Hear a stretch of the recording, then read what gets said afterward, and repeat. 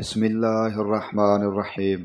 حضرت برا رضی اللہ عنہ نے بیان کیا کہ شروع اسلام میں حضرت محمد صلی اللہ علیہ وآلہ وسلم کے صحابہ رضی اللہ عنہم جب روزے سے ہوتے اور افطار کا وقت آتا تو کوئی روزہ دار اگر افطار سے پہلے بھی سو جاتا تو پھر اس رات میں بھی اور آنے والے دن میں بھی انہیں کھانے پینے کی اجازت نہیں تھی تاکہ پھر شام ہو جاتی۔ پھر ایسا ہوا کہ قیس بن سرما انصاری رضی اللہ عنہ بھی روزے سے تھے۔ جب افطار کا وقت ہوا تو وہ اپنی بیوی کے پاس آئے اور ان سے پوچھا، کیا تمہارے پاس کچھ کھانا ہے؟ انہوں نے کہا، اس وقت تو کچھ نہیں ہے، لیکن میں جاتی ہوں کہیں سے لاؤں گی۔ دن بھر انہوں نے کام کیا تھا اس لیے آنکھ لگ گئی۔ جب بیوی واپس ہوئیں اور انہیں سوتے ہوئے دیکھا تو فرمایا، افسوس، تم محروم ہی رہے۔ لیکن دوسرے دن وہ دوپہر کو بے ہوش ہو گئے۔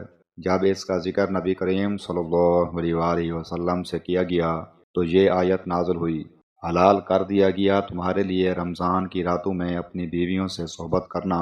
اس پر صحابہ رضی اللہ عنہم بہت خوش ہوئے اور یہ آیت نازل ہوئی، کھاؤ پیو یہاں تک کہ ممتاز ہو جائے تمہارے لیے صبح کی سفید دھاری، صبح صادق سیاہ دھاری صبح کاذب سے۔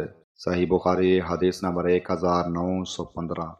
عدی بن حاتم رضی اللہ عنہ نے بیان کیا کہ جب یہ آیت نازل ہوئی تاکہ کھل جائے تمہارے لیے سفید دھاری سیاہ دھاری سے، تو میں نے ایک سیاہ دھاگا لیا اور ایک سفید، اور دونوں کو تکیے کے نیچے رکھ لیا، اور رات میں دیکھتا رہا مجھ پر ان کے رنگ نہ کھلے۔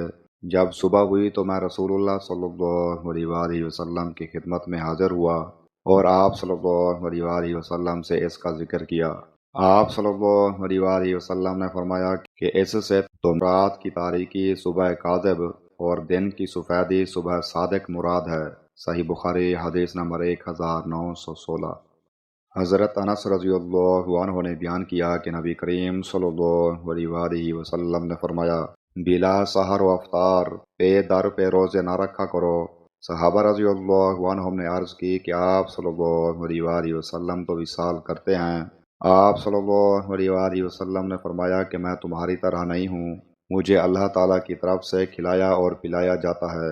یا آپ صلی اللہ علیہ وآلہ وسلم نے یہ فرمایا کہ میں اس طرح رات گزارتا ہوں کہ مجھے کھلایا اور پلایا جاتا رہتا ہے۔ صحیح بخاری حدیث نمبر 1961۔